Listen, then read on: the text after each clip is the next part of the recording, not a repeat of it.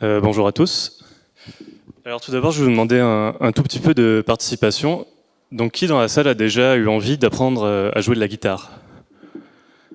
D'accord. Et qui s'y est vraiment mis et qui est vraiment guitariste aujourd'hui? D'accord, donc c'est bien ce que je pensais. Donc voilà, c'est un problème qui m'a touché aussi personnellement, mais avec la basse, qui est un problème assez récurrent dans les gens qui veulent apprendre un nouvel instrument, en particulier les instruments à cordes. C'est que, en fait, on a envie de s'y mettre parce que, enfin, honnêtement, c'est stylé, c'est sympa, on a envie de jouer nos morceaux préférés à la guitare, mais si on n'a pas envie de se payer un prof et si on n'arrive pas à s'accrocher, c'est vraiment très compliqué.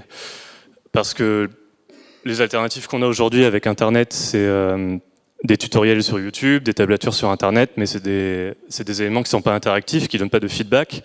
Donc on ne nous dit pas si on joue bien ou pas quand on utilise un tel moyen. Donc je pense qu'on se retrouve là devant un vrai problème, mais heureusement, on vous a apporté la solution. Donc on a imaginé une solution simple, relativement assez intuitive, qui permet à n'importe qui, même sans savoir lire le solfège ou manipuler des tablatures, de pouvoir apprendre à jouer n'importe quel morceau. Et on a imaginé un système d'enregistrement qui permet d'avoir un retour sur la performance de ce qu'on a joué à la guitare, afin de se donner les moyens de progresser. Oui, tu peux commencer l'expérience utilisateur. On a d'abord imaginé un bandeau de LED collé sur le côté de la guitare qui indique en temps réel, oui, il faut poser le doigt ici et ensuite faire ça sur telle corde. C'est un peu comme un véritable prof assis juste à côté de vous qui vous dit tu joues ça, comme ça, comme ça, comme ça. Sauf qu'au bout de 20 minutes, on peut le ranger dans le placard. Donc on va vous présenter l'application. Donc tu commences. On peut se créer d'abord un nouveau profil pour commencer à jouer, ou en sélectionner un déjà existant. Donc, par exemple, Jesus qui va vous interpréter Jingle Bells.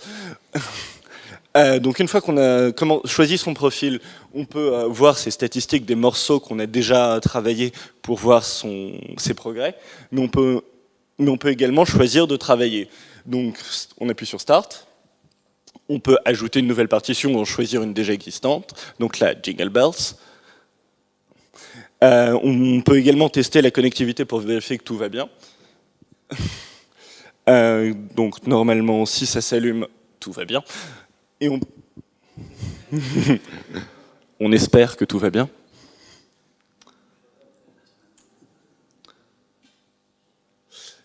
Oui, l'application est reliée à la guitare par Bluetooth. Donc il faut penser à activer le Bluetooth.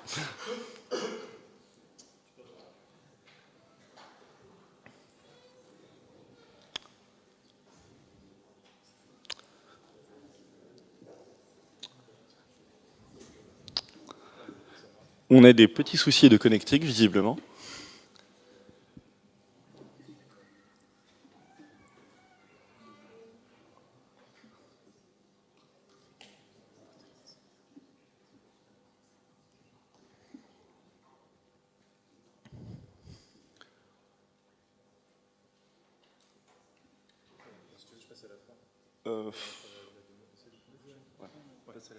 Bon, on va un peu altérer le fonctionnement de la présentation, du coup. Donc, pour l'instant, l'application, c'est une application strictement personnelle. C'est ce qu'on a développé pour notre projet étudiant de cette année. Donc, comme vous pouvez le voir, elle n'est pas connectée à Internet. On a juste des profils utilisateurs individuels. Mais en fait, le projet qu'on a, si on continue l'aventure, on va dire, c'est de créer un vrai réseau social avec, où les utilisateurs pourraient avoir des profils où ils partageraient leurs détails personnels, mais surtout leurs statistiques et leurs morceaux. Donc, idéalement, on aurait une base de données de morceaux sur Internet, dont on pourrait récupérer la partition. Et on aurait également des profils avec des stats sur les différents morceaux. Et surtout, en fait, on a dit que notre application servait à remplacer un prof de guitare, mais elle peut également le complémenter, puisqu'on a la possibilité à ce moment-là de faire des profils profs et des profils élèves. Le profil prof pourrait suivre son élève à travers l'application. Par exemple, il pourrait le voir une fois par semaine et lui donner des devoirs le reste de la semaine et suivre s'il fait bien ses devoirs et s'il réussit bien surtout à jouer les partitions.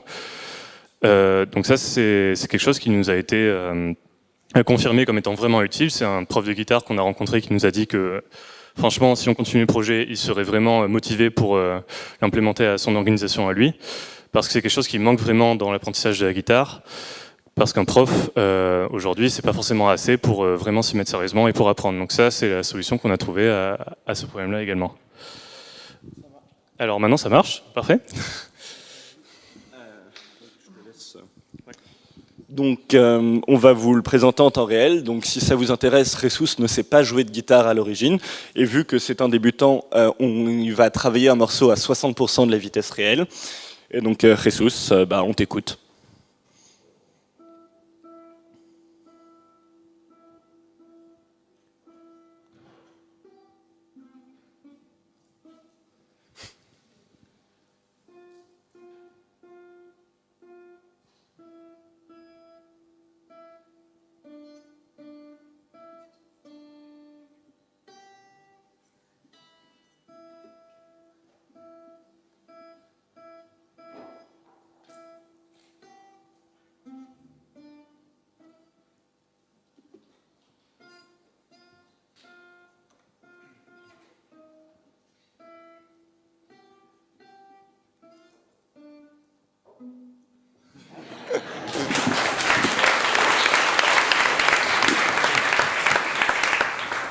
Il a actuellement fait de gros progrès.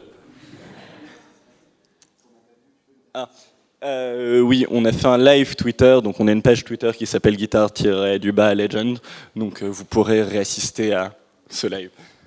Donc après avoir joué, on peut voir ses statistiques pour voir comment on a progressé. Donc là, pas mal, Jesus, t'as fait 82%. Et s'il avait fait moins bien, on pourrait imaginer qu'il a la possibilité de rejouer une certaine partie du morceau, ou alors de rejouer son morceau dans sa totalité, ou alors de passer à autre chose. Voilà, merci de votre attention. Est-ce que vous avez des questions ?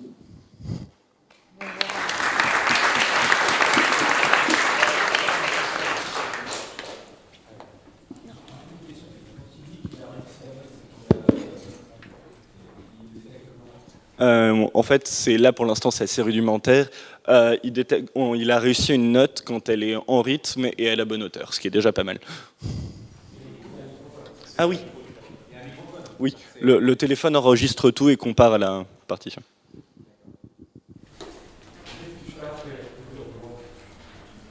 Parce que là, il a joué avec un seul doigt, donc vous avez une démo dans laquelle il y a quelqu'un qui est un peu plus... Justement, ça c'est quelque chose qu'on n'avait pas en tête quand on a commencé le projet, c'est que les accords, déjà, c'est beaucoup plus difficile à détecter que les notes simples. Donc on s'est dit qu'on allait pour l'instant limiter le projet à des notes simples et des mélodies simples. Et surtout, en fait, c'est quelque chose qui est pour les tout débutants, enfin pour les gens qui commencent vraiment la guitare, qui en ont vraiment jamais fait, qui n'ont pas envie d'avoir de prof. Donc, ces gens-là, en principe, ils commencent pas vraiment par des accords. Donc, on a pour l'instant pas adapté le projet aux accords, mais évidemment, c'est quelque chose qui pourrait se faire si on continue le projet, je pense. Mais visuellement, comment vous allez le représenter sur une ligne ? Justement, c'est quelque chose dont on va devoir réfléchir à ça également, mais je pense que la solution la plus évidente qu'on pourrait mettre en place, c'est mettre des LED. Vous voyez les LED là directement sur le manche de la guitare et pas sur le côté. Comme ça, on en aurait une sur chaque corde et on aurait plus ce problème-là, par exemple. Ou ça c'est une des solutions auxquelles on a pensé, mais on n'a juste pas pu les mettre en place cette année parce qu'on n'avait pas des LED de taille assez réduite. Et on ne voyait pas vraiment l'intérêt de le faire cette année non plus. Est-ce que vous avez imaginé la même solution en utilisant la caméra du téléphone, dans laquelle on pose le téléphone sur la table, il regarde la main, et un peu comme en réalité augmentée? Ça, on n'y avait pas pensé, mais après, ça peut éventuellement poser un problème parce que la caméra regardera uniquement la main gauche du guitariste et ne regardera pas vraiment ce qu'il fait avec la main droite, alors que c'est aussi important la manière dont il pince la corde. Et ça, c'est quelque chose qui se détecte avec le son, mais avec une caméra, je pense que ça se verrait pas en fait. Non, mais pour signaler pour regarder la main. Quoi. Ok. Oui, ça en fait à la base c'était ça le projet, c'est qu'on projetait des petites lumières sur le manche de guitare, mais c'était assez difficile techniquement, donc on s'est plutôt orienté vers ça. Mais oui, c'était dans l'idée de le faire. Quand on joue, c'est dur de voir oui. une lumière. Quoi. Oui, c'est sûr. Mais effectivement, on avait eu l'idée de faire avec une sorte de mini projecteur ou un truc comme ça.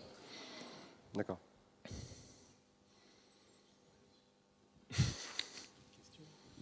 Il y a une question intéressante du point de vue musical, c'est le côté ergonomique. C'est-à-dire que le temps que la LED s'allume et qu'on réponde. Donc, est-ce que vous avez un peu regardé de ce côté-là, en faisant essayer donc à des gens comment ils le sentent, qu'est-ce qu'on peut faire? Oui, justement, ça fait partie des choses qu'on a remarquées et qu'on doit améliorer. En fait, on nous a déjà fait la remarque aussi. C'est que, effectivement, il n'a pas vraiment beaucoup de temps pour placer son doigt une fois que la LED est allumée. Mais ça, pareil, c'est quelque chose qui peut... ce qu'on pourrait mettre en place, par exemple, c'est la LED pourrait clignoter avant qu'on doive poser le doigt dessus. Comme ça, on sait qu'il est préparé, enfin, l'utilisateur sait qu'il est préparé, doit se préparer à poser le doigt dessus, par exemple. C'est une solution parmi d'autres. Et oui, mais ça on est au courant et c'est quelque chose qu'on améliorera. Enfin, c'est même la première chose qu'on améliorera, je pense, si on continue dans le projet. Oui.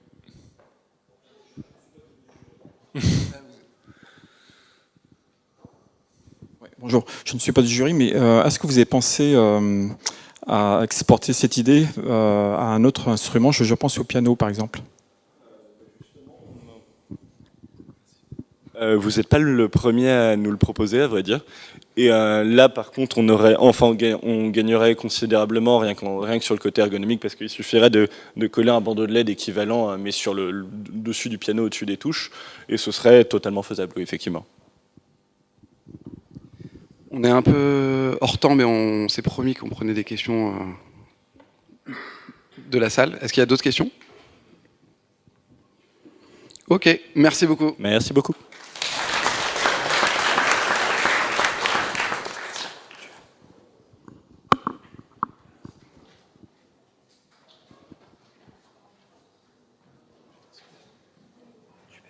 Merci. T'as pas besoin d'internet? C'est où déjà? C'est ça? C'est là-bas. Là.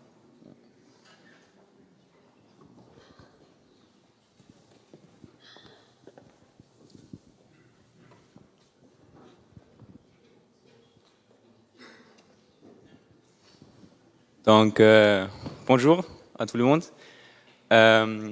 Moi, je suis Sébastien, je suis allemand et dans le cadre d'option d'entrepreneuriat, je souhaitais de développer un nouveau logiciel, donc une nouvelle base de données qui répond à quelques problèmes que j'ai rencontrés quand je parlais avec quelqu'un de ma famille qui travaille pour un grossiste. Donc, en fait, ce grossiste, il vend des instruments musicaux, donc ils ont besoin de gérer un nombreux flux de données, en fait.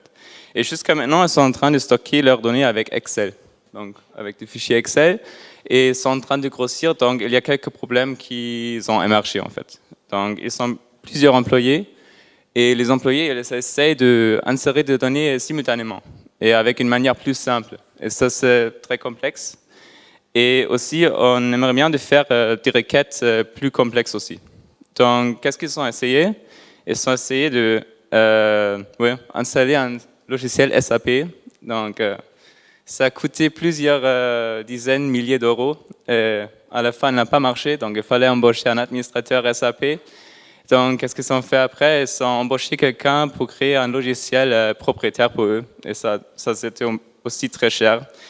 Donc, je me suis demandé pourquoi c'est assez absurde. Donc, parce que moi, je suis informaticien. Pourquoi est-ce qu'on ne peut pas créer un logiciel pour les non-techniciens, pour les petites entreprises, donc qui sont orientés vers le business et qui prend un peu l'idée d'Excel, mais un peu plus, pour qu'on puisse faire des requêtes plus complexes. Donc, qu'est-ce que je fais? Donc, je crée une infrastructure SaaS, donc Software as a Service en ligne, comme un site web. Donc, les sites web, il ne faut pas les installer, seulement il faut s'abonner, et après on peut l'utiliser. Et ça, c'est en train de stocker les données d'une manière avec des tableaux, en fait. Et entre les tableaux, il y a des relations, donc il garde vraiment les relations entre des données. Et en fait, c'est bien sûr pour plusieurs utilisateurs. Donc, plusieurs utilisateurs peuvent en même temps insérer des données et peut les accéder et faire des requêtes plus complexes. Donc moi j'appelle ça default file. Donc pour comprendre ça un peu mieux, je fais une démo.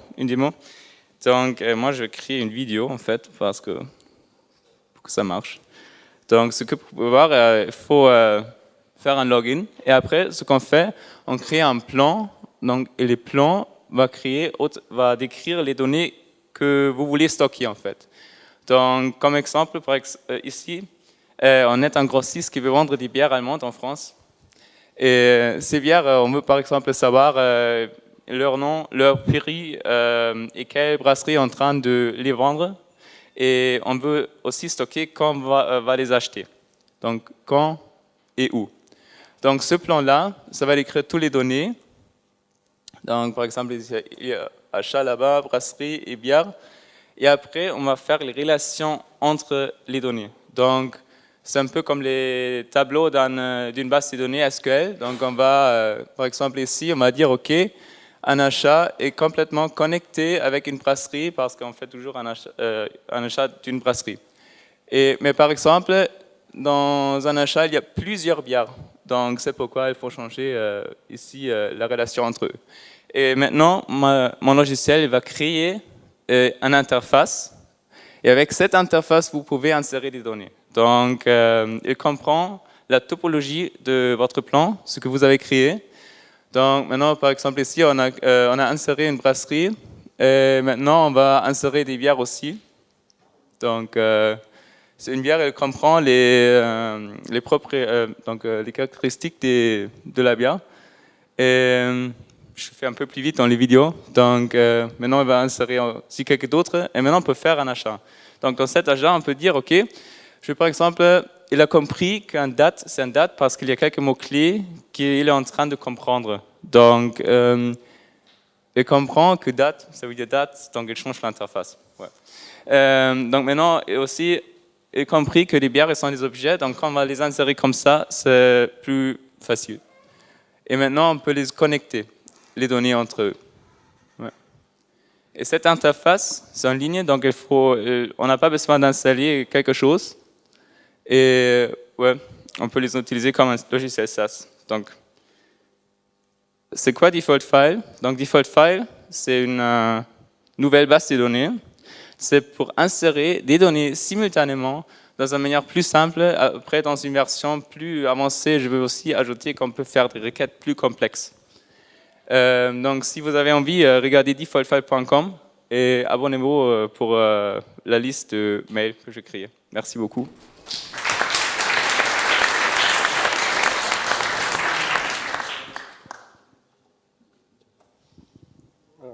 J'ai un pavé de questions. Première question pour votre famille et passer sur SAP. Il y a des bases de données comme 4D qui sont beaucoup plus légères que SAP. Donc SAP, c'est carrément le gros camion. Donc, vous avez regardé un petit peu le panel qu'il y avait entre la do-it-yourself et puis et SAP? Oui, on peut. Donc en fait, je ne connais pas ça de que vous parlez. En fait, il y a plein de solutions. Mais moi, j'ai essayé de faire le plus simple qui est un peu plus complexe que Excel en fait. Donc ça devrait vraiment le truc un tout petit peu plus complexe. Donc deuxième question, est-ce que vous pouvez parler de la façon dont techniquement c'est quoi? C'est une application Angular donc c'est le back-end, le serveur qui est en train de comprendre la topologie. Donc c'est un site web avec le navigateur. Donc après, il y a une base de données SQL parce que moi, je suis vraiment aussi un peu spécialisé pour les bases de données SQL.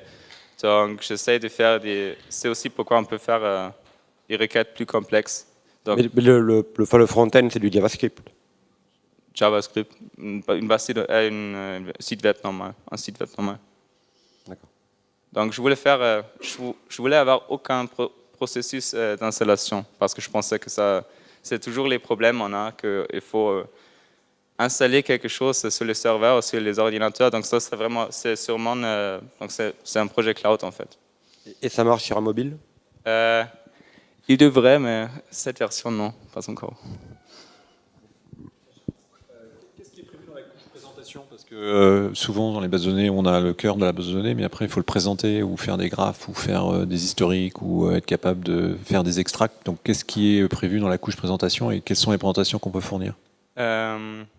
Ou que vous allez fournir, parce que j'imagine que vous n'avez pas tout fait aujourd'hui. Pour présenter les données en fait à la fin. Oui, ça c'est encore un peu pour lequel je dois faire un peu de la recherche parce que ça c'est un thème très complexe. Donc Bien sûr, quand c'est normal, des données normales comme un prix, on peut savoir facilement qu'on peut mettre des factures ou quelque chose. Mais si vous... Ici, je pensais à faire un... Donc, par exemple, ici, je pensais à faire... S'il y a des dates, par exemple, d'afficher un calendrier, ou s'il y a des lieux, on peut afficher un map. Ça serait plus simple, mais ça, c'est vraiment quelque chose pour lequel je dois encore faire de la recherche. Ça, c'est aussi une version voilà, mignonne. Mais je pensais à...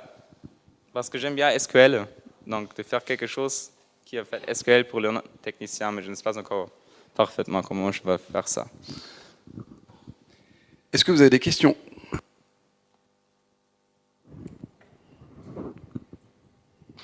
Ok, merci beaucoup.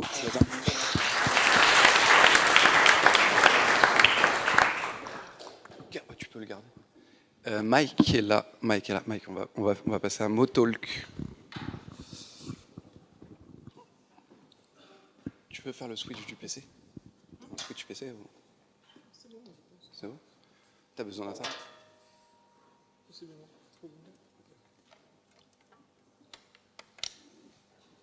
Comment je mets en full screen?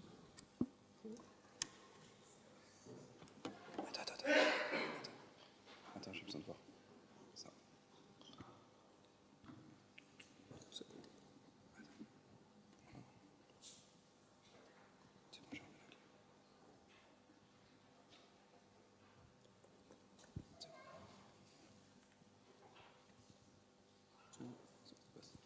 Full screen, tu veux?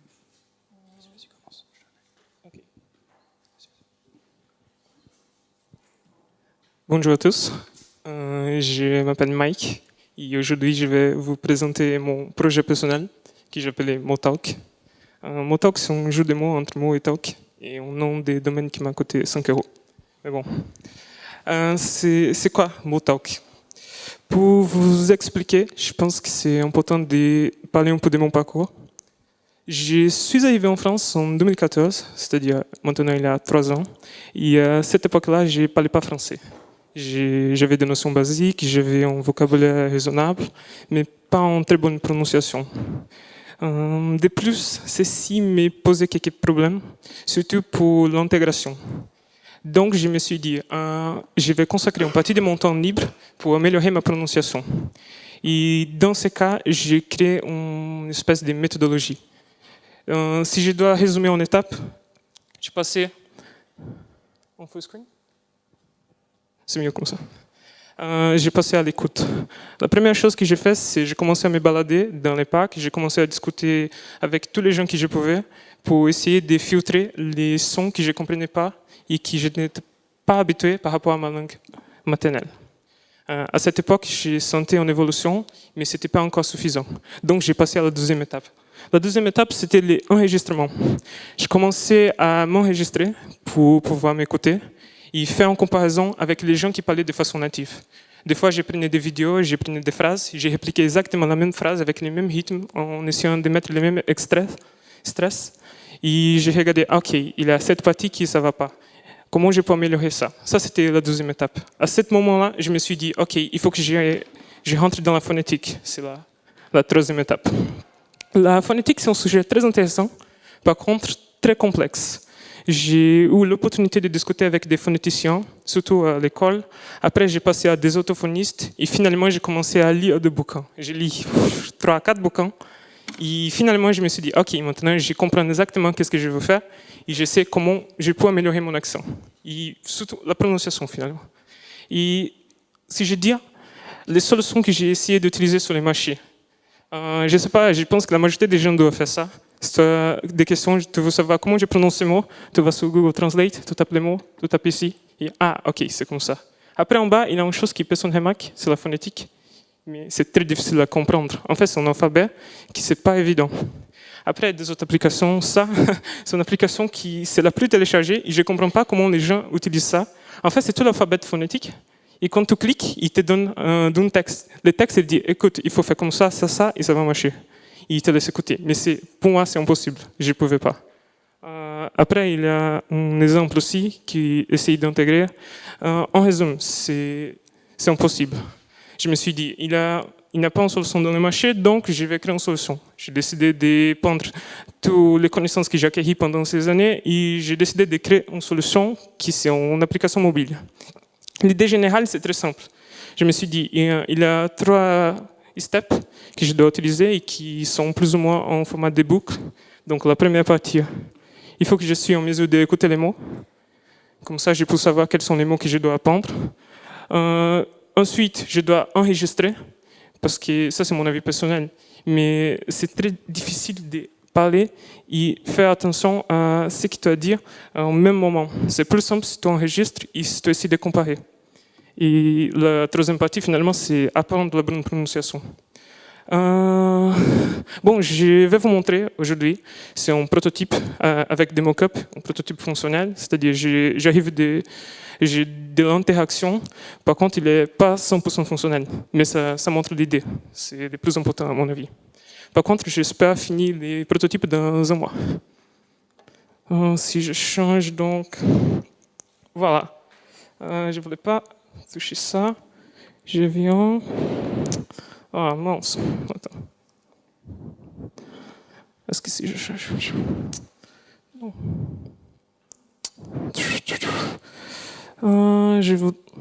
Voilà, je vais montrer le workflow depuis le début. L'idée, c'est quoi? Ça, c'est une application mobile. Je peux chercher les mots que je suis intéressé. Et j'ai décidé d'ajouter ici 2 choses que je considère importantes. Les IPA charts, c'est la transcription phonétique pour les gens qui maîtrisent vraiment.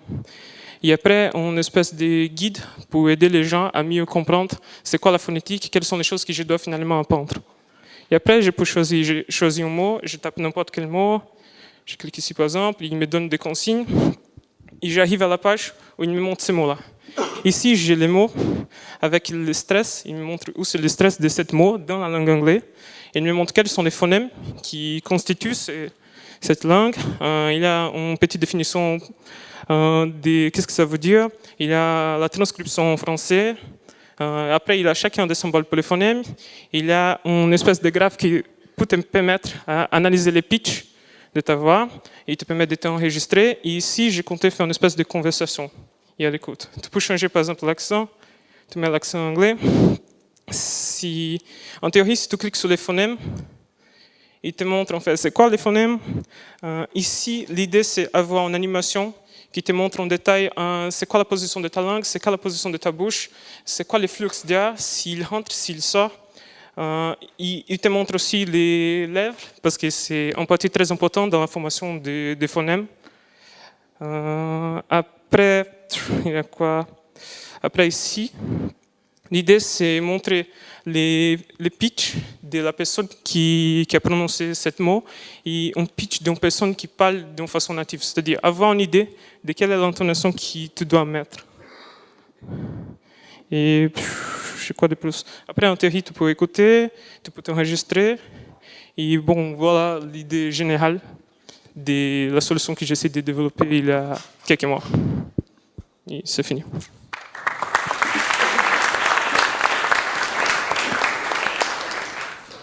Bonjour. Moi, j'ai plus une question de curiosité. Comment vous expliquez que les solutions du marché que vous avez trouvées ne répondent pas à votre problème qui est quand même qui est pas unique? Enfin, il y a beaucoup de gens qui ont déjà eu le même problème que vous. Ils ne se sont pas posé les bonnes questions ou... C'est pas qu'ils se sont posé la bonne question, c'est plutôt que les gens ils considèrent que la phonétique c'est quelque chose de très complexe. Donc il y a une espèce de division. Si tu tombes sur les marchés aujourd'hui, tu as des applications qui sont très simples, qui te montrent une idée plus ou moins générale, mais qui ne te permettent pas finalement de bien avancer. Et après, tu as des applications qui sont très complexes et qui sont normalement liées à les gens qui travaillent dans la phonétique. Il y a une boîte qui s'appelait Tell Me More, qui a été achetée par Rosetta Stone, par exemple. Ils avaient un très bon travail. Rosetta Stone a acheté et maintenant, elle a disparu. Et c'est le type de problématique qu'elle était en train de résoudre. C'est exactement les choses que j'essaie d'accomplir avec mon application. Oui, merci Mike. Moi, j'ai une petite question. Il y a une partie de scoring dedans ou pas? Ça, c'est une chose que j'aimerais bien ajouter, mais j'ai décidé de laisser tomber. Par exemple, avant, je voudrais ajouter du machine learning, c'est-à-dire essayer de comparer ta voix avec les gens qui parlent d'une façon native. Par contre, j'ai considéré que c'était un sujet très subjectif. C'est-à-dire, c'est difficile de dire si une personne prononce bien ou pas en faisant la comparaison avec des autres gens. Après, il est possible, c'est plutôt de la recherche. Si quelqu'un m'arrive aujourd'hui, il me montre quelque chose que je considère pertinent, j'aimerais bien intégrer. Mais pour l'instant, la chose que je fais, c'est très simple. Je donne un feedback avec sa propre voix et je lui montre comment il peut bien prononcer les phonèmes qu'il doit utiliser pour prononcer un mot. D'accord. Et là, c'est ma deuxième question sur peut-être qu'il y a une partie pédagogique.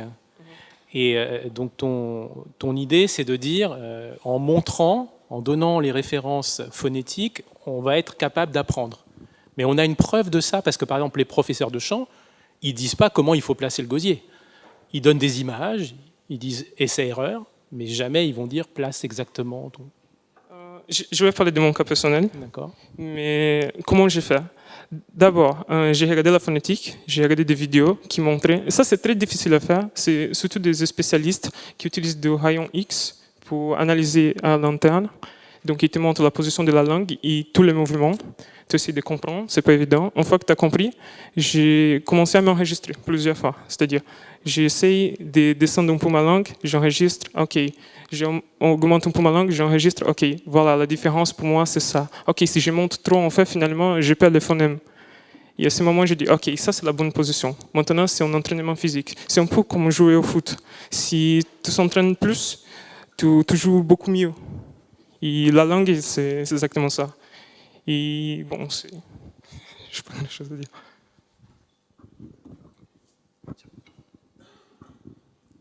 J'espérais voir le prototype, j'avoue.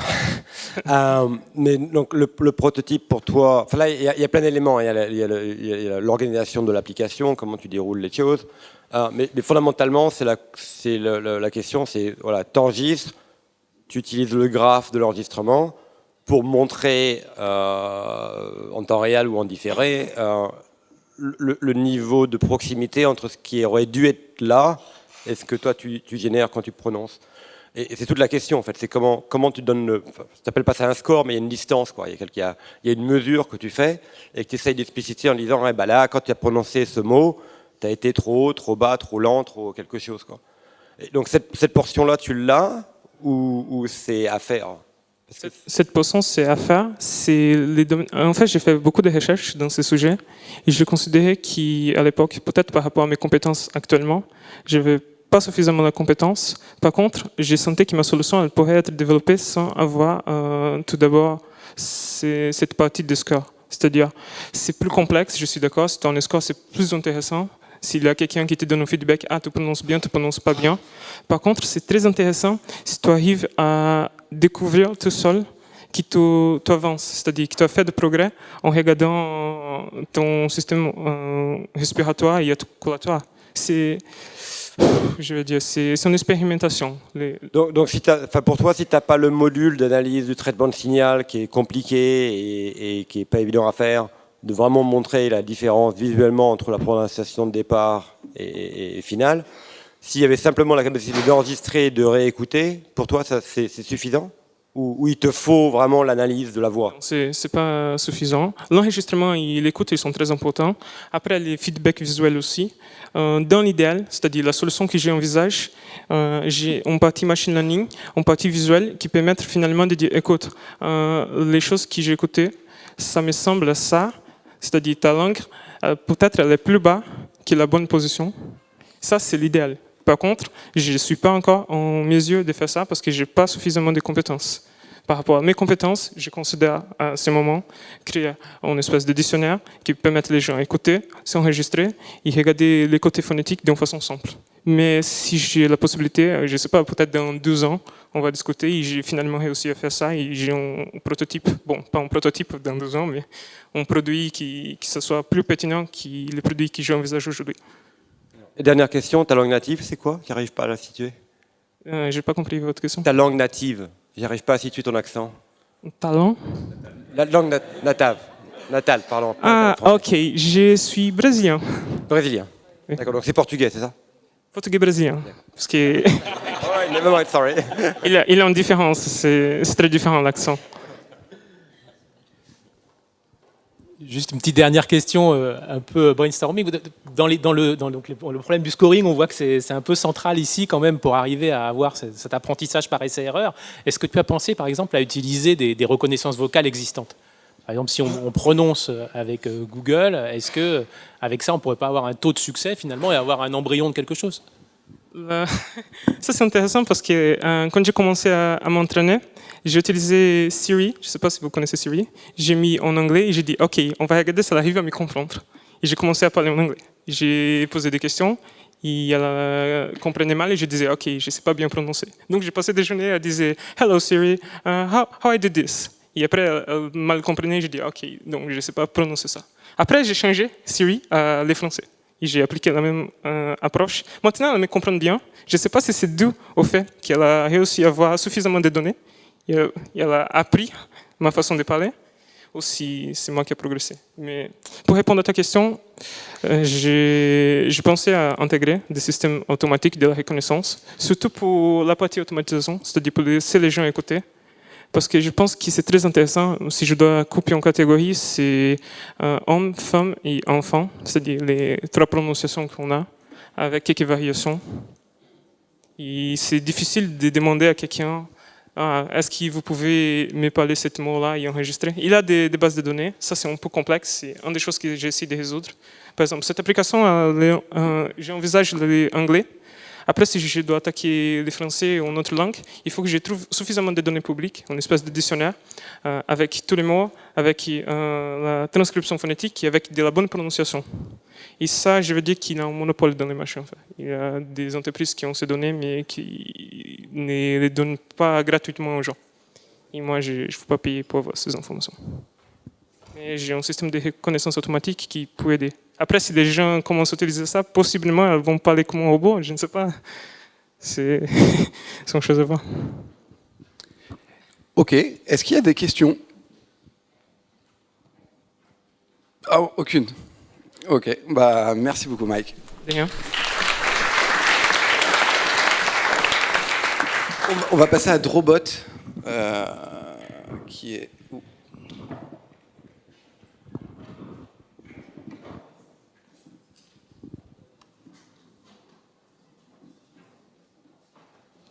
Je vous enlève le fil.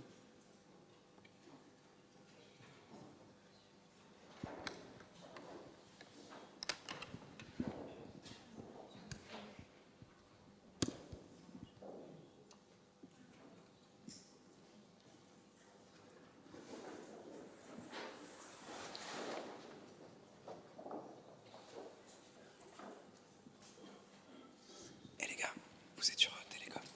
Ça va ça? Ça passe? Tu veux faire un test? Fais un test. Si tu veux faire un test. Là t'es en Wi-Fi Télécom. C'est où? Ça passe. Je t'ouvre le Drobot PBDX. Après attention là. C'est plus haut. Je t'ouvre celui-là. Nickel, attends. Connecter vite fait. Ça? Vas-y, je t'en prie.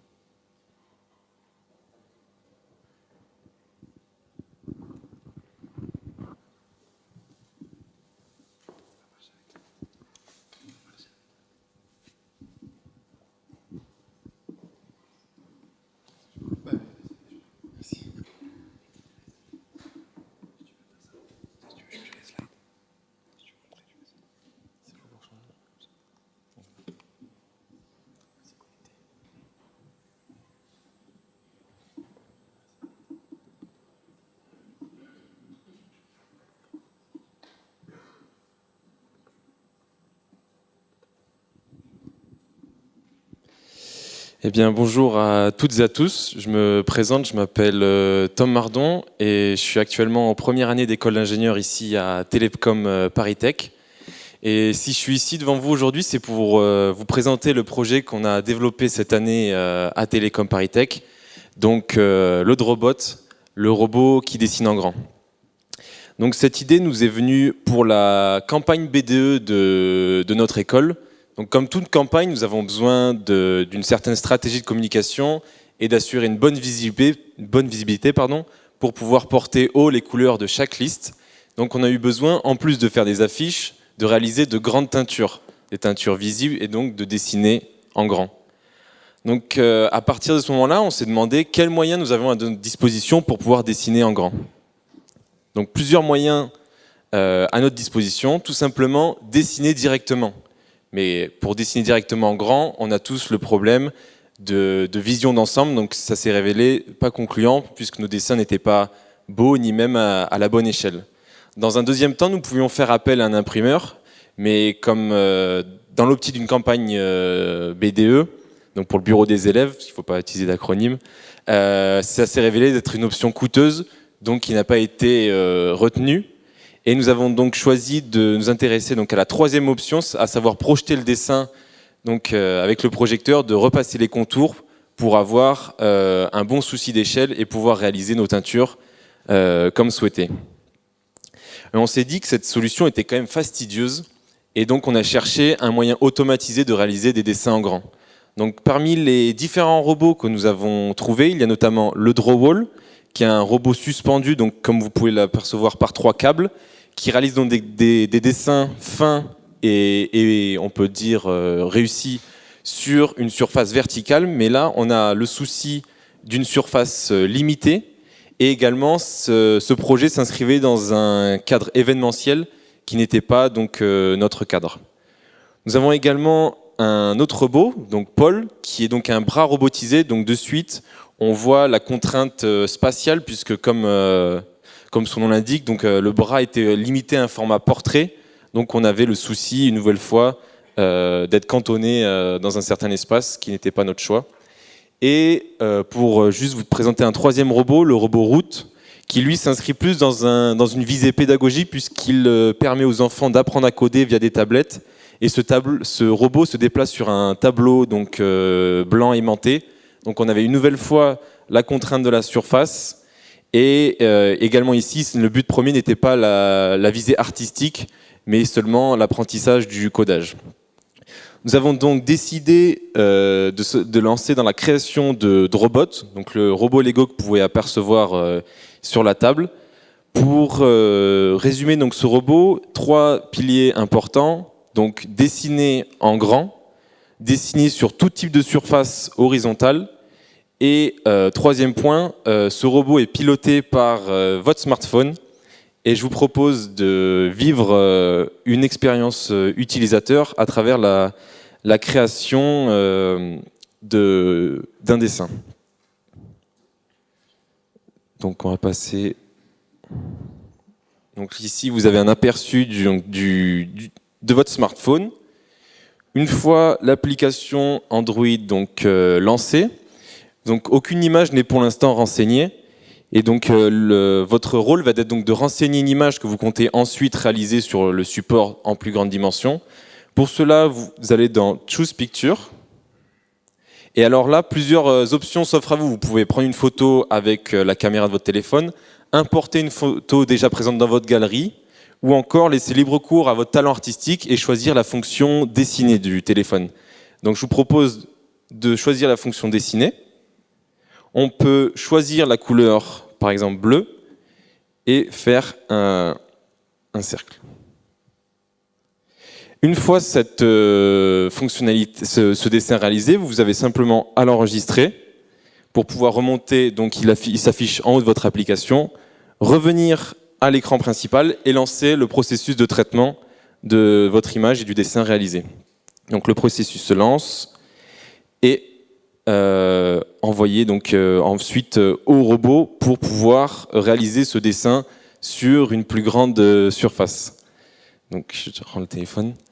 Donc je vous propose ensemble de voir ce que notre robot va faire.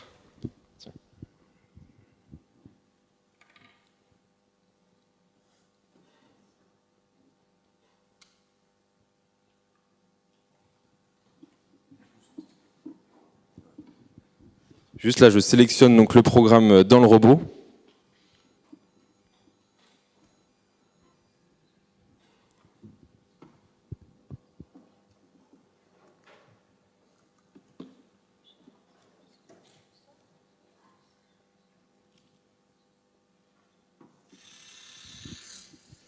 Et le robot se lance. Donc là, le robot commence donc, le dessin. Et je vous propose, pendant qu'il réalise le dessin, donc, de revenir sur la présentation.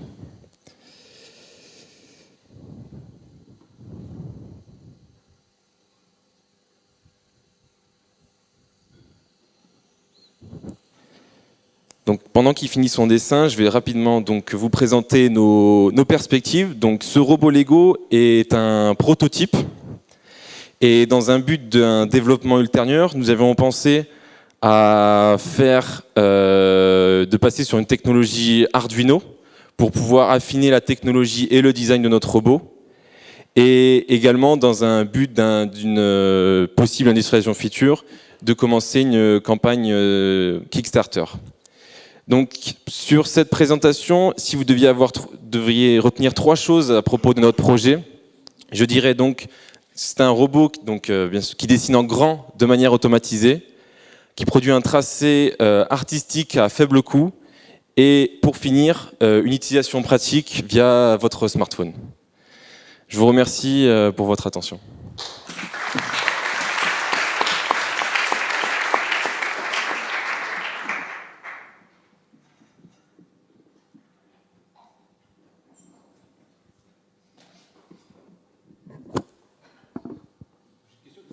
Comment dans l'espace, hein? Parce que là, c'est le premier point qui commence à tracer ou Alors, dans un souci de matériel, le robot donc, se repère avec le principe d'odométrie.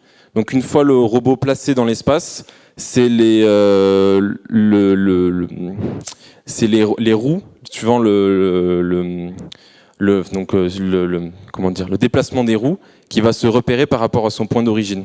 On a là où l'utilisateur l'a posé. Oui.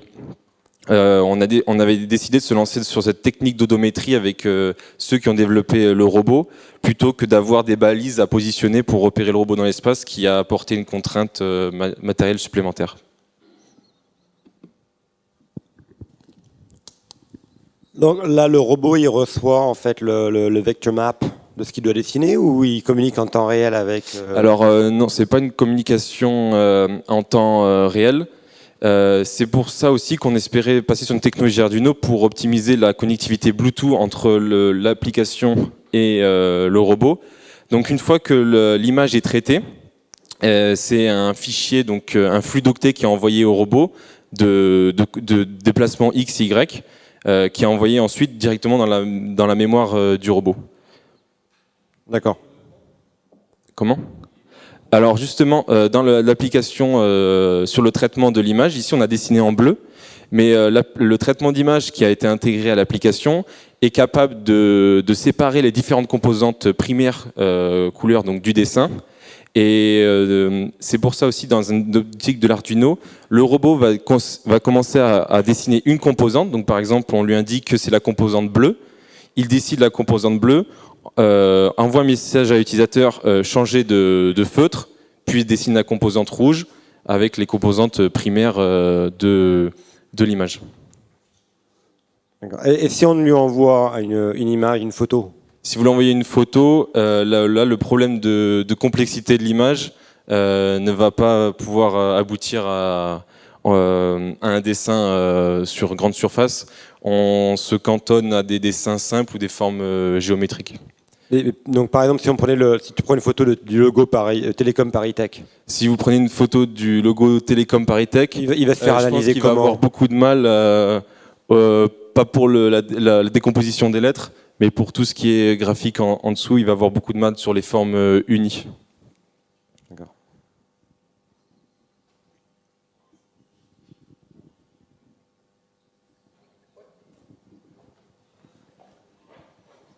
Merci, puisque vous lancez les questions publiques. C'est chouette. Ah ben.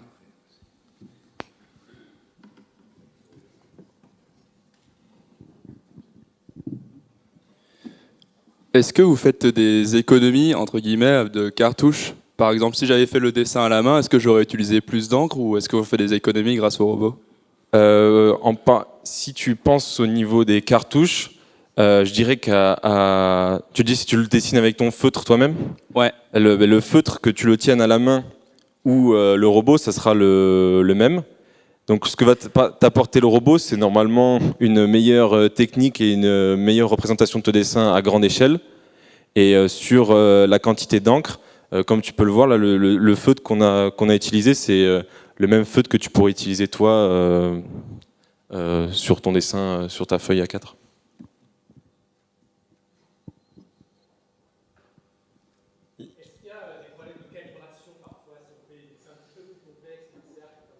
Oui. Par exemple, dans un autre programme qu'on avait essayé, c'était un carré. Donc là, on voit de suite la problématique de fermer le carré au bon point.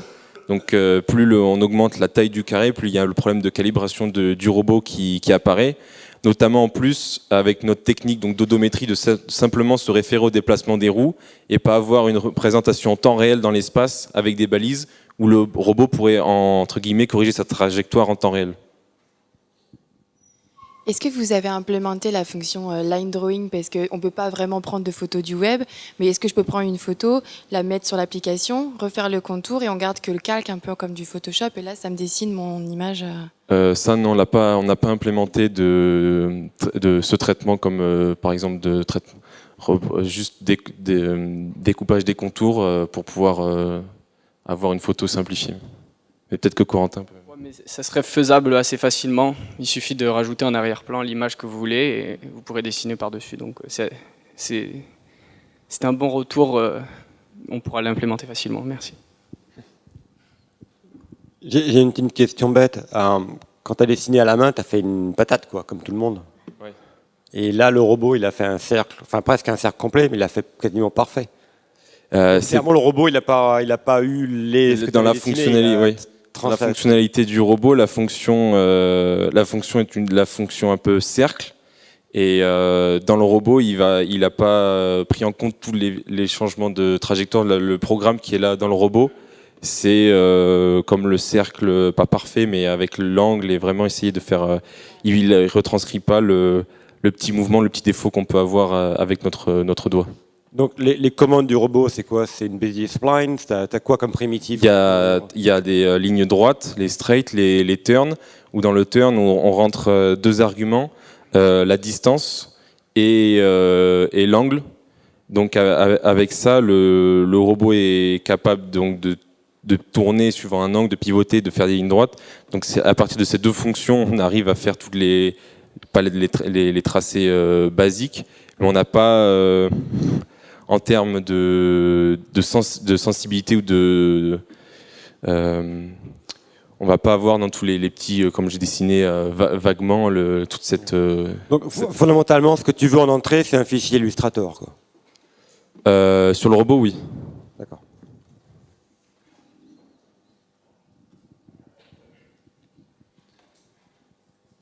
Ok. Merci.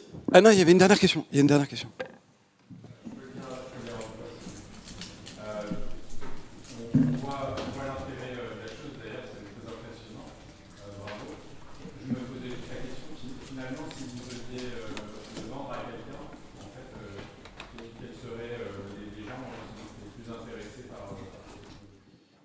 Je pense dans un cadre associatif, tout ce qui est banderole, si vous avez par exemple pour les manifestations, les clubs de supporters, une solution que vous pouvez lancer en laissant votre téléphone à portée du Bluetooth, faire d'autres activités en parallèle, plutôt que de passer beaucoup de temps à faire votre banderole, votre écriteau, et vous réserver une après-midi autre que simplement à dessiner sur du papier.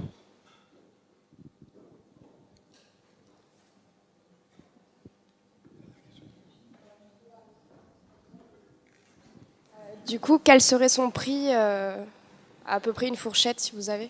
Là, le kit du robot Lego, par exemple, la boîte nous a coûté entre 200 et 250 euros.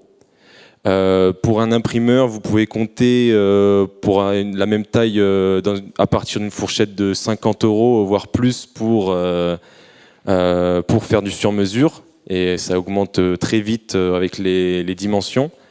Donc le but du robot, ça sera sur un premier prix plus élevé que de passer pour un exemplaire chez l'imprimeur, mais par la suite de le rentabiliser, puisque il est capable d'être réutilisé bien sûr un grand nombre de fois.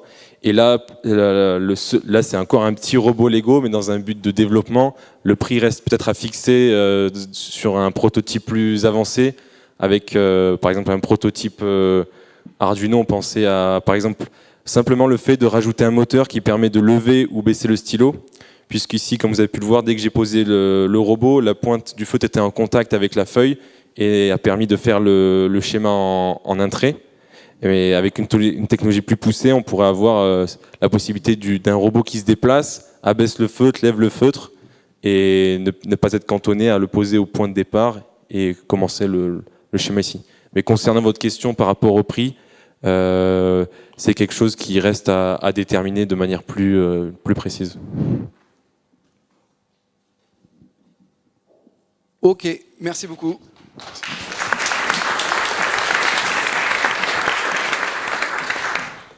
Et on va finir avec CADKit.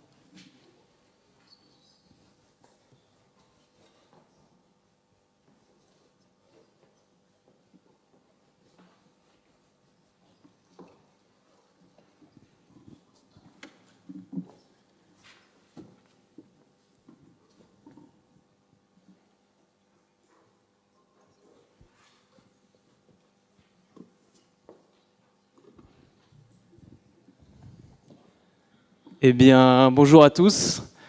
Donc, moi, je m'appelle Samuel, je suis étudiant en première année à Télécom ParisTech et je vais vous présenter CADKit.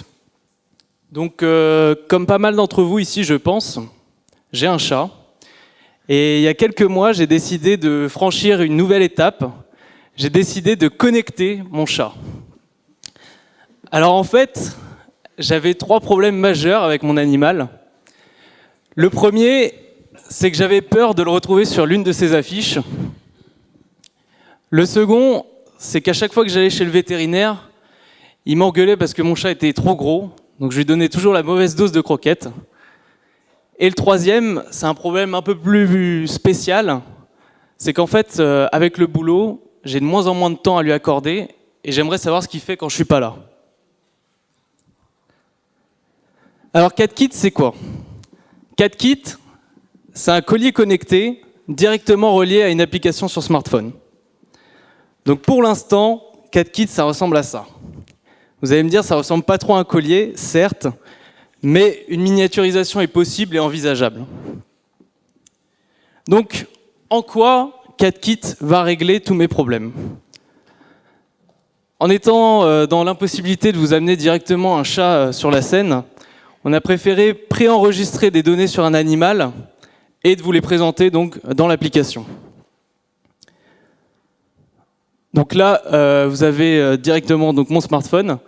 Donc ici, vous pouvez voir, en fait, le collier dispose d'une puce GPS et à l'aide du protocole LoRaWAN, en fait, ce protocole va nous permettre, grâce à des antennes, d'envoyer les données et donc d'avoir en direct la position de notre animal et même d'avoir ses trajets durant la journée. Donc là, par exemple, sur cette carte, je peux voir là où il a passé le plus de temps. Donc ça sera en rouge plus foncé. Mais CADKit, ça me permet aussi d'avoir un bilan de santé complet de mon animal. En fait, comme vous pouvez le voir ici, j'ai accès à son énergie, donc en fonction des pas qu'il a fait dans la journée.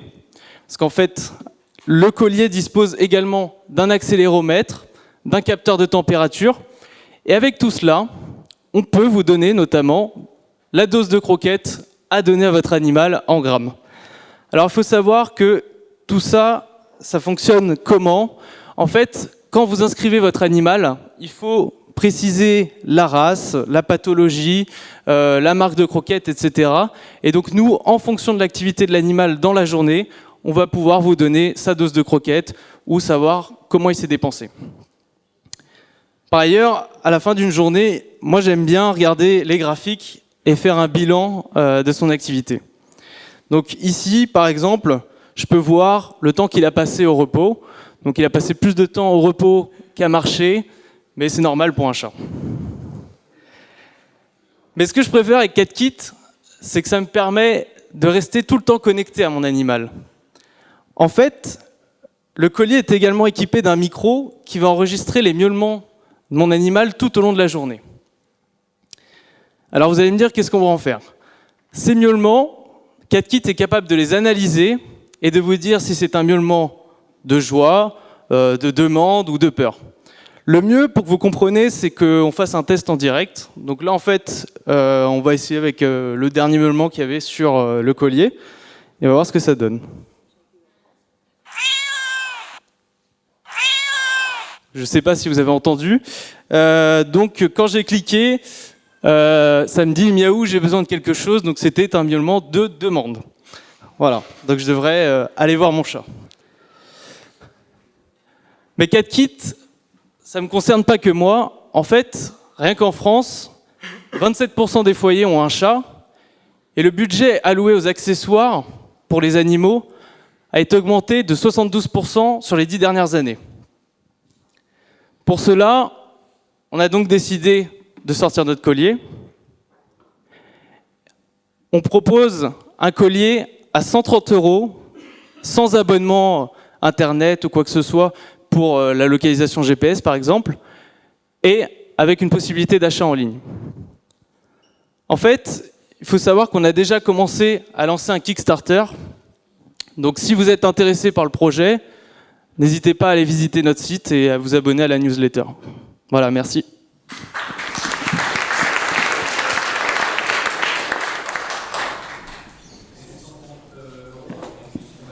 Non, justement. En fait, c'est parce que la plupart des systèmes de localisation demandent un abonnement. Typiquement, en fait, il y a de sortes de balises GPS, etc., qui demandent un abonnement qu'il faut payer, par exemple, 2 ou 5 € par mois.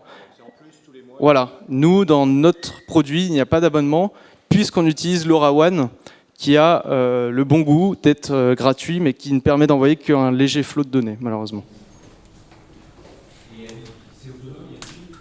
Alors, ça marche avec une batterie qu'il faut recharger. Alors là, petite précision, en fait, on a plus ou moins pas de chance parce que à la fin du projet, il faut savoir que le matériel appartient à l'école et qu'ils ont plus ou moins démonté notre collier. Tout le code est toujours disponible, on n'a plus qu'à le réimplémenter. Mais la batterie, par exemple, on ne l'a pas là sur le moment parce qu'elle appartient à l'école. Bon, je félicite pas l'école. Hein. Petite question pratique. Qu'est-ce qui marche vraiment aujourd'hui? C'est-à-dire, je ne pense pas que tu as lâché un chat Ruttelblack avec ça autour du cou. Alors, avec un autre, enfin, je sais pas, vraiment, du graphique, qu'est-ce qui était vraiment vrai? Tout ce qui a été fait sur le graphique, par exemple la position GPS, etc., tout ça fonctionne. C'est vraiment un chat, d'accord. Oui. Enfin, là, c'était pas un chat, on l'avait mis autour d'un humain. D'accord. Mais sinon, il serait mort. Avec les voitures, il serait mort depuis longtemps, je pense. Hein. Effectivement, c'était compliqué de. En fait, on a essayé de mettre le collier sur un chat. Donc, il faut savoir que les données, par exemple, au niveau de la marche, etc., c'est des vraies données. Donc obtenu avec notre accéléromètre, sauf que bon, le chat étant pas habitué au collier, il a essayé de s'enfuir.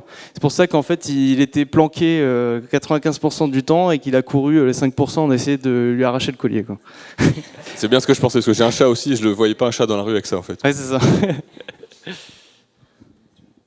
Donc moi j'ai une grosse question sur l'autonomie. Donc qu'est-ce qui est embarqué là sur le collier virtuel? Qu'est-ce qu'il y a dessus et comment vous gérez l'énergie?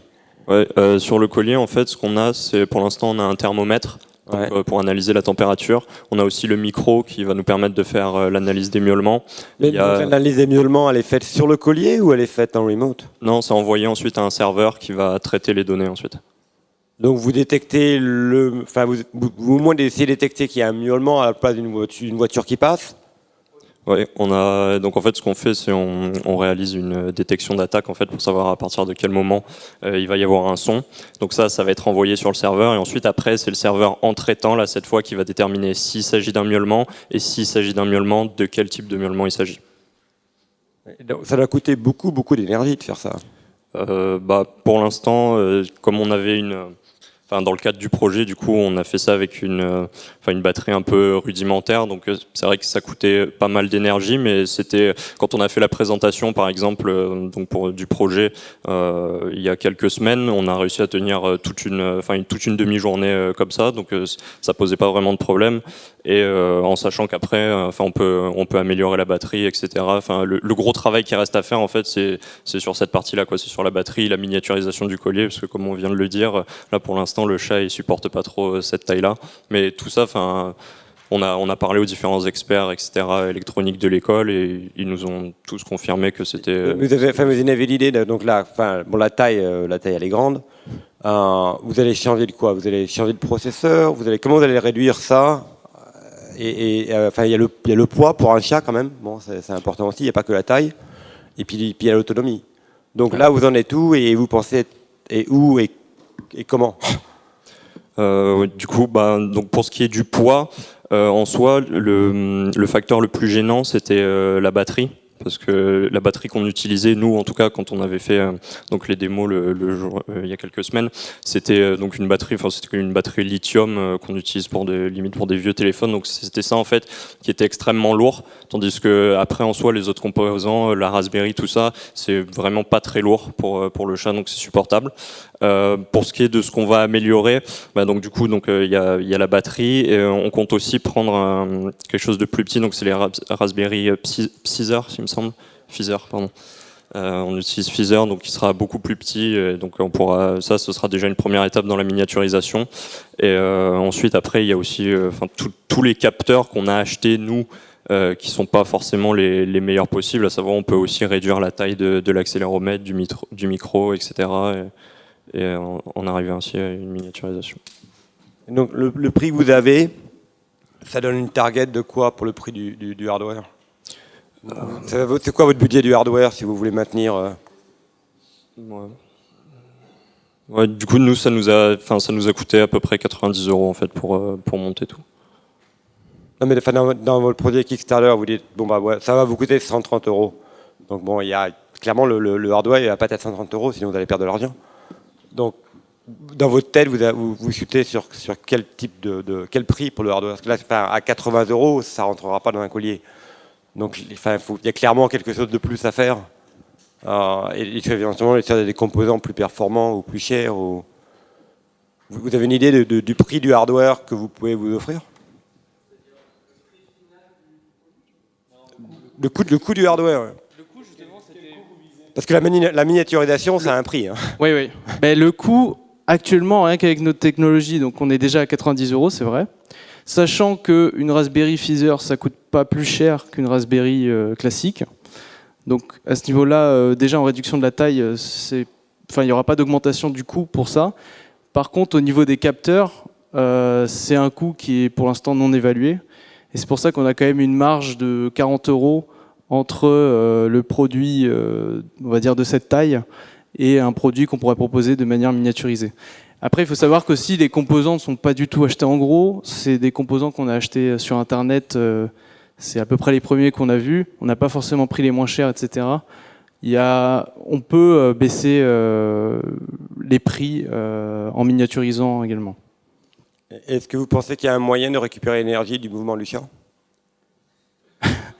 Mais en fait, on n'y avait pas forcément pensé, mais effectivement, quand on voit qu'il y a pas mal de projets où on arrive à récupérer de l'énergie comme ça, de l'énergie cinétique, pourquoi pas? Après, le problème avec les animaux, notamment les chats, c'est qu'ils passent ils passent leur journée quasiment à dormir. Et en fait, ont très peu d'activités. En fait, ils font des sprints ou ce genre de choses durant la journée. Et je pense pas que ça sera suffisant pour... Non, mais quand ils dorment, vous n'avez pas besoin de reporter la position toutes les 10 secondes, quoi. Ouais. De toute façon, le gros problème pour nous actuellement, c'est vraiment cette question de la batterie. On doit trouver une solution pour avoir quelque chose, enfin une batterie pas trop lourde, donc pas avec une grande capacité, et en même temps faire un compromis entre temps de chargement, parce qu'on ne va pas retirer le collier tous les 3 jours à l'animal, et poids pour le collier. Oui, si j'ai encore le temps de poser une petite question sur le machine learning qu'il y a derrière.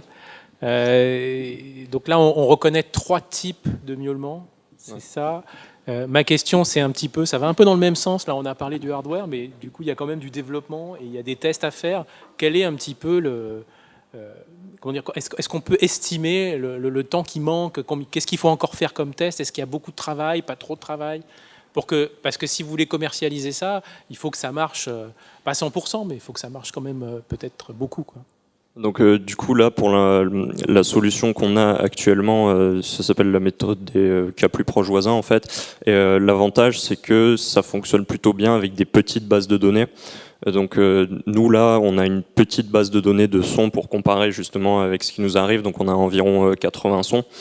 Il faut savoir que du coup là avec les tests on a réalisé tous les tests nécessaires et possibles avec cette méthode et donc ça nous a donné très bons résultats. Enfin dans le pire des scénarios on avait 80% de réussite et sinon en moyenne ça tourne autour de 97%, donc c'est vraiment très acceptable. Par contre il est vrai que du coup après si on envisage de développer ça on risque d'avoir des bases de données avec beaucoup plus de sons et donc à partir de ce moment là la méthode qu'on utilise ne sera plus valable et du coup on comptait s'orienter plus vers des méthodes donc probabilistes ou statistiques, mais pour ça justement, pour pouvoir estimer des probabilités, etc., des statistiques, on a besoin justement de beaucoup de données et de beaucoup de sons, et donc on compte en partie justement les récupérer à travers justement les utilisateurs et les sons qu'on enregistre et développer comme ça en parallèle.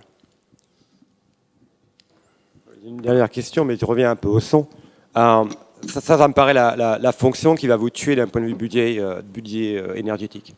Je ne vois pas comment vous allez pouvoir faire ça. Mais bon, si vous ne pouvez pas, ça ne me paraît pas le point fondamental de vente. C'est sympa, mais je pense que la majorité des gens achèteront le produit, même s'ils ne peuvent pas avoir le tiers perdu, quoi. C'est quand même la fonction de base, quoi.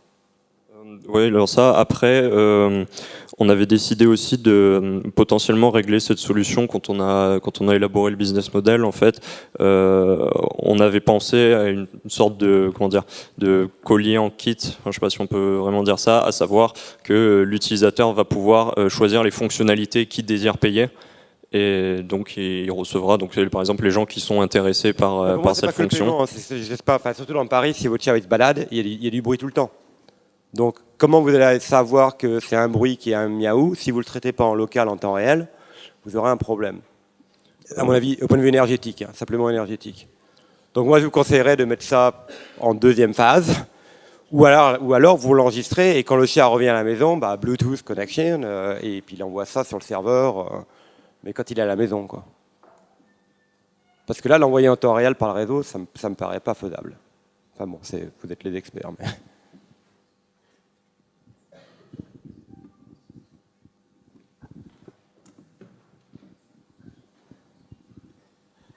Est-ce que vous avez pensé aux communautés de chats? Ce qui serait peut-être intéressant, c'est savoir avec tel chat fricote avec tel autre, émettre des miaulements particuliers. Est-ce que vous avez pensé à... Alors ouais, c'est vrai que merci. En fait, on y avait pensé justement. Enfin, là, ça nous fait sourire parce que justement, on avait envisagé cette possibilité. Après, bon, il y a eu aussi les contraintes techniques. Enfin, à savoir que dans le cadre du projet, justement, on n'a pas forcément eu le temps ni les ressources techniques pour pouvoir envisager ça. Mais c'est effectivement quelque chose vers quoi on aimerait bien s'orienter aussi. Tout cet aspect-là nous intéresse beaucoup.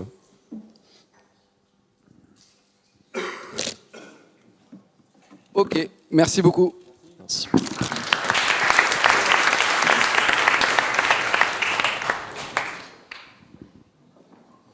Donc là, on a clos avec cette présentation la partie projet un peu plus d'exploration. Et donc là, on va commencer sur 5 projets qui sont des vraies startups étudiantes. En commençant par Augustin et les storyboards connectés.